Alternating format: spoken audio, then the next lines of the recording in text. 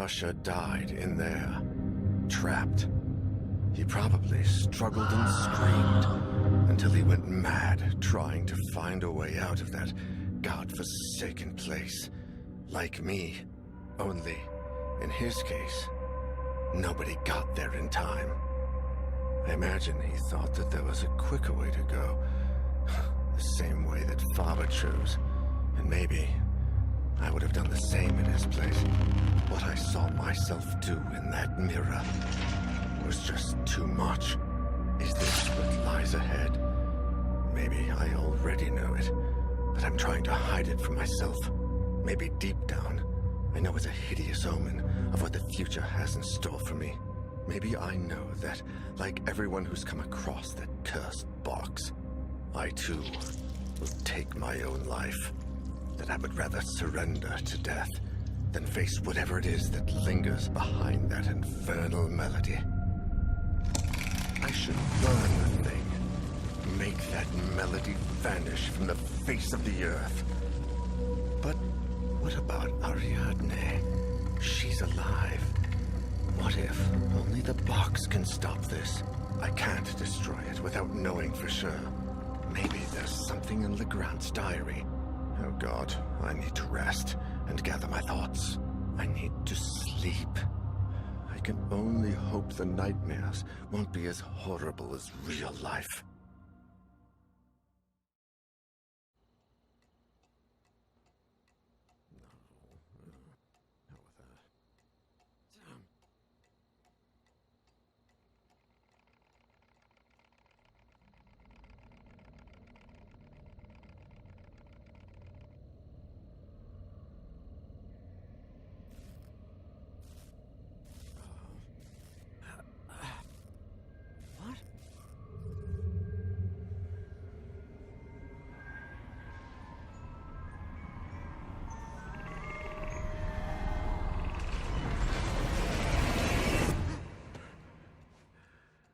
That place, that melody. God, I need to find something.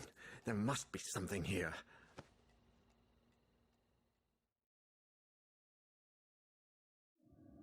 Faber, Husher, every single person who attended that cursed concert in the Abbey, the entire Legrand-Amsberg family and I, we all heard the song. Auguste Legrand's diary, which I found in that place beyond reality, was my only hope of unveiling something, anything that could take me down a different path than the rest. And yet, Legrand's notes seemed like nothing more than erratic and incoherent ramblings of a broken mind, so demented that no one could put them together in any order, much less understand them. But I found something towards the end that made some kind of sense. Although, I wish I hadn't. It's all over. Just a moment ago, like every night, the song was invading my dreams, grating incessantly. I woke up, soaked in sweat, and veiled by the shadows.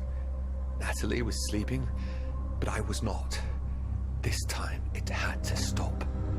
I was hell-bent on destroying the source of that awful song.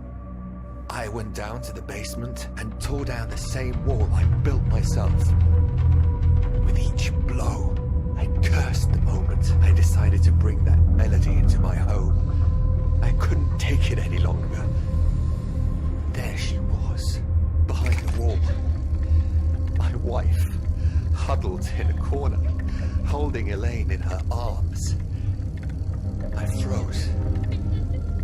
If Natalie was there, what kind of diabolical creature was sleeping by my side?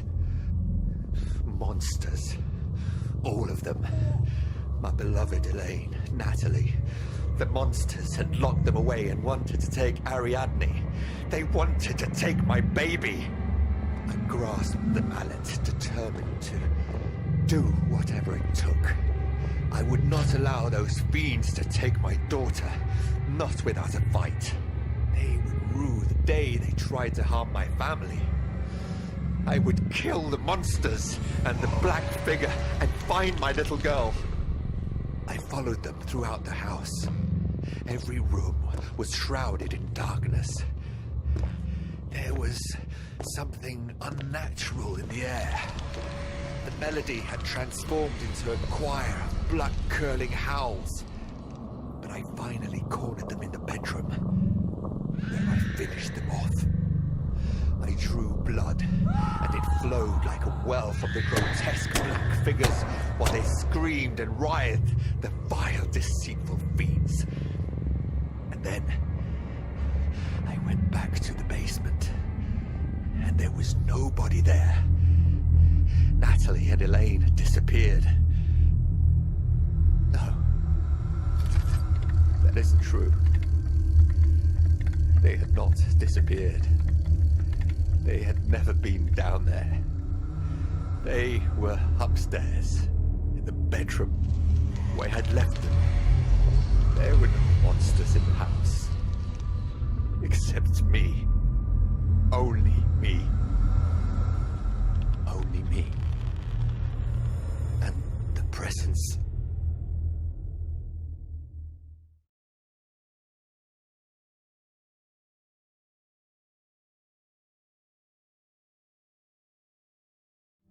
Oh my God. It ends like this? Wait, what is this? Jeremy Hartwood Mental Hospital, 1920. Psychiatric analysis and treatment of patient Ariadne LeGrand Amsberg.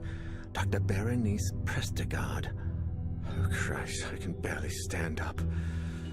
I really need help with this.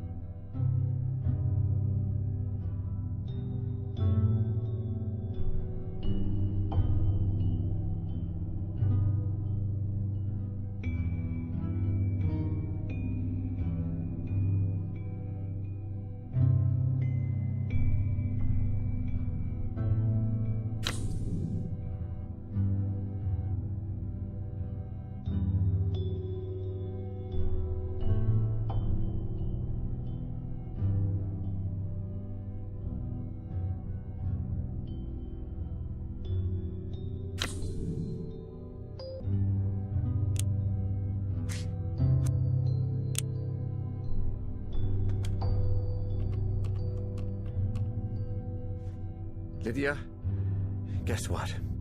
I need your help. I know, I'm very sorry for calling this late, but listen. I found something. It's only a small lead, but it mentions everything, and has the Jeremy Hartwood Hospital stamp on it. Yeah, that's the one. I know it's a bit far, but I think someone there, Dr. Berenice Prestegard, read this diary years ago and looked into this madness way before we ever did. It says 1920. There must be something left of her research.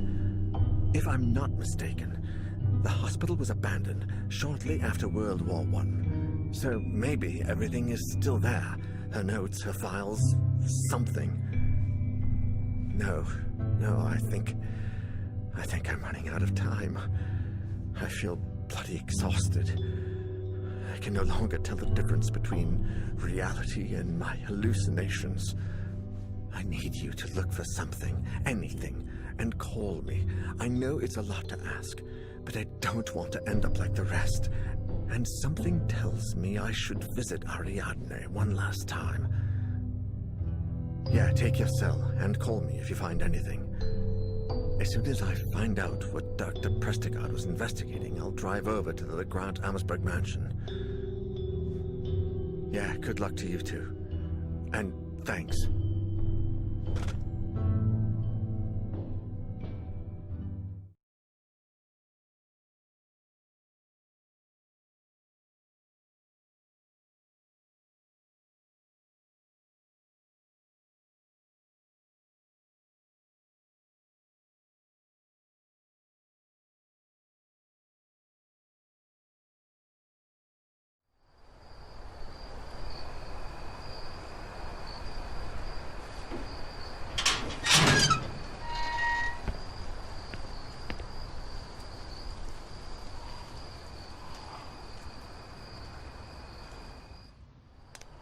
Jeremy Hartwood Hospital.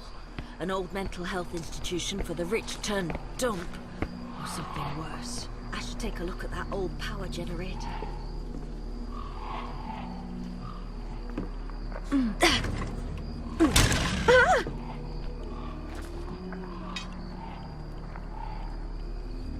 Damn it. I think I overdid it.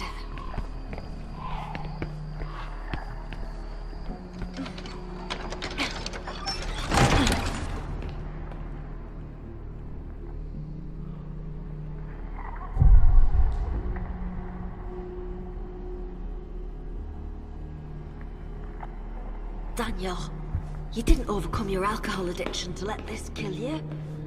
I certainly won't let it happen. Huh.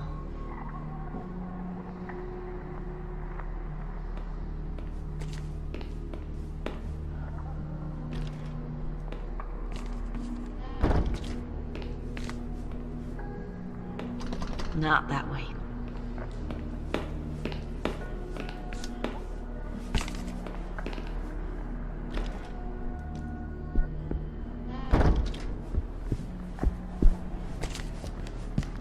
There's something on the table.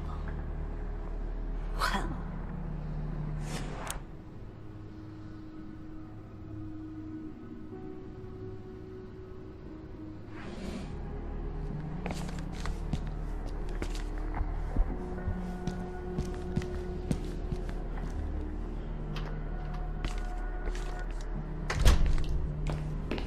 I think this photo is more than...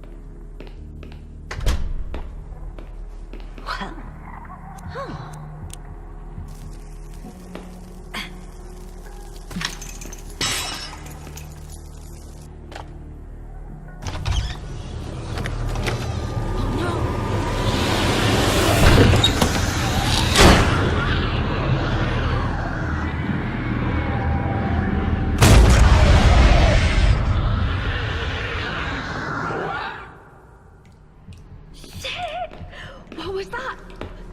What's in there?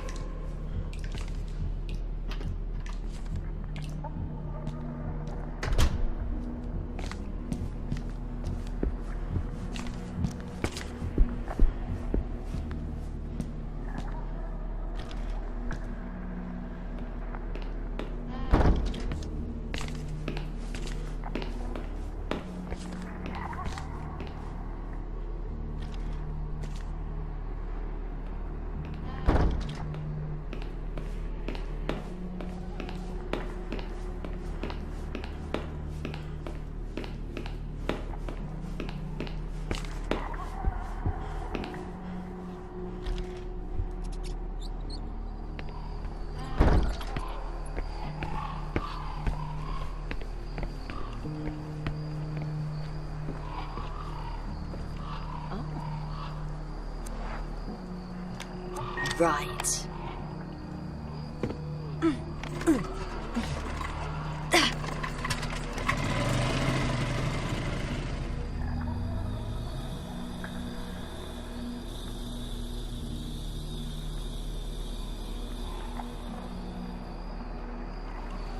It's a start. Now on to the next.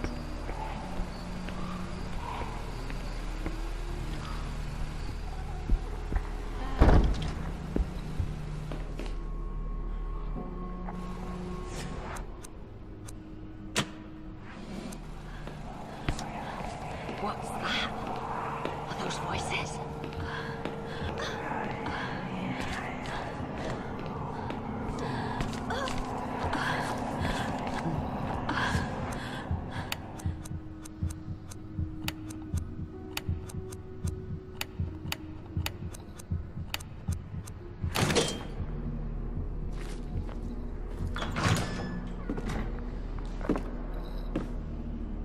see some notes there. Let's have a look. Ah, Dr. Baroness Prestigard. It's a good start. Today's session with Ariadne was, by far, the most productive to date. Not because of the conversation we had, for her mind continues to adhere to the usual extravagant patterns, but because today she asked to get her things back, which led me to a surprising discovery. Down in the storage room, I was convinced I would not find any of the belongings taken from her when she was admitted, but there was nothing further from the truth. There was a diary and a music box. After handing the box to Ariadne, I quickly browsed through the diary, which apparently belonged to her father, and that's where it gets interesting. After years of researching paranormal phenomena, Argus Legrand's investigation led him to the Abbey of St. Cecilia, where a cursed concert had supposedly taken place. After spending a considerable amount of money, he got his hands on the only remaining sheet music from the concert and convinced an acclaimed musician to play the music one more time. The new cursed concert would take place on a steamer that would sail down the Rhine a few weeks later, and both Legrand and his assistants would be there to contemplate the true effects of the song. After the concert, the tycoon wrote the following in his diary. "Those ignorant, illiterate fools. I can only laugh at their curse and their stupidity. The only misfortune that damn song has brought is a hole in my bank account. Alas, at least I take the melody with me. I will have it recorded and play it each day for my family. Ha! Those drunk, lazy bastards. Their misfortune was caused by their own stupidity and bad blood. Wanting to put the blame on a song is yet another sample of their total lack of culture." Argus Legrand never knew that the steamer suffered a strange accident just hours after he got off that killed everyone on board. And yet his thoughts on the melody eventually changed. They did indeed change. I can't believe it. Daniel wasn't exaggerating. This is much worse than I ever imagined.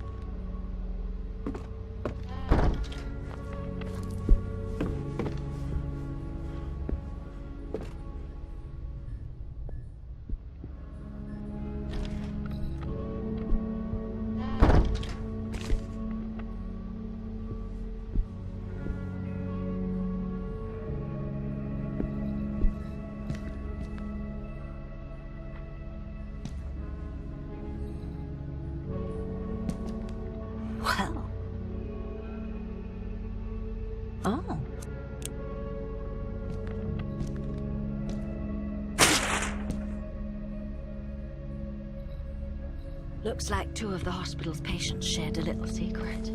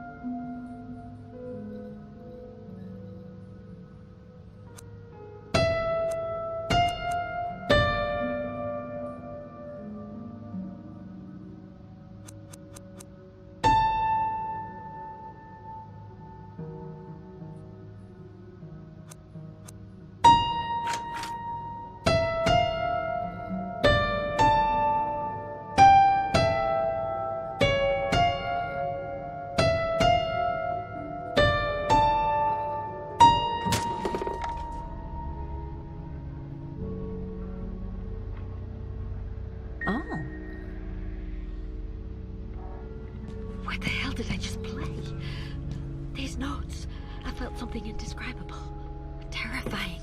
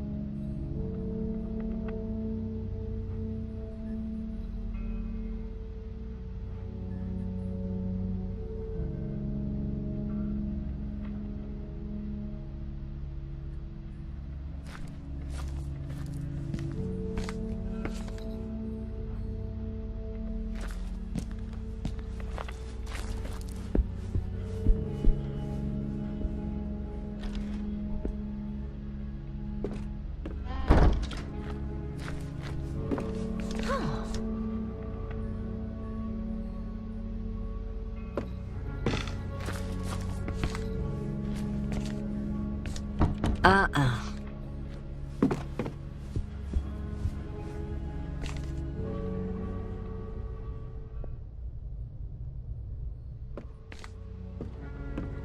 Mm-mm.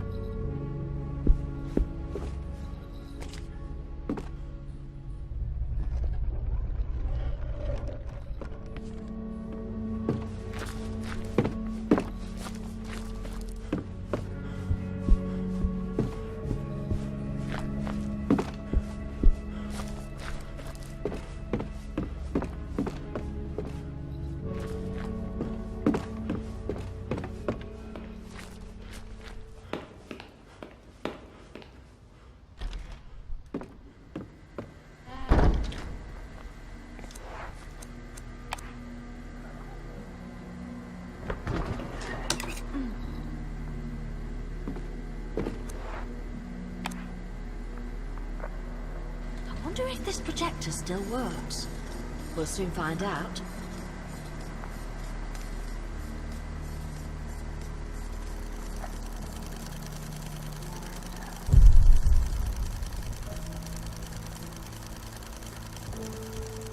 Hi, Ariadne. How are you? Do you feel like talking today? You know, I think you're right, that I don't see things like you do.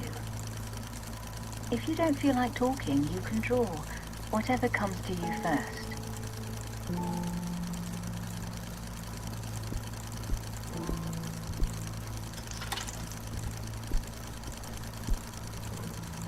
Turn off the light. It doesn't like the light. The light? Who doesn't like the light, Ariadne?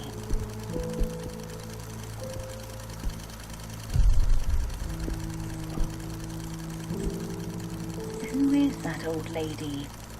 It's me. We can listen to your box if you want. Sometimes I hear you playing it when I pass by your room.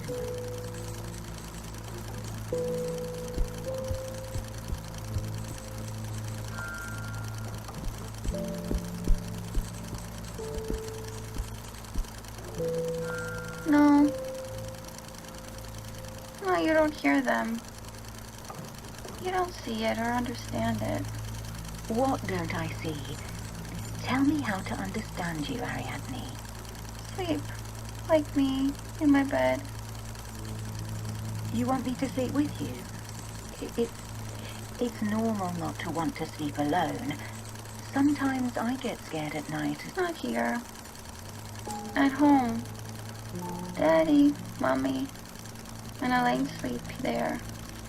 When they understand. Sorry? You mean you want me to sleep at your house? Yes. Sleep there and listen to the song. And then you'll talk to me. Oh, who's this gentleman? Is it your daddy? No. It's Mr. Neuer.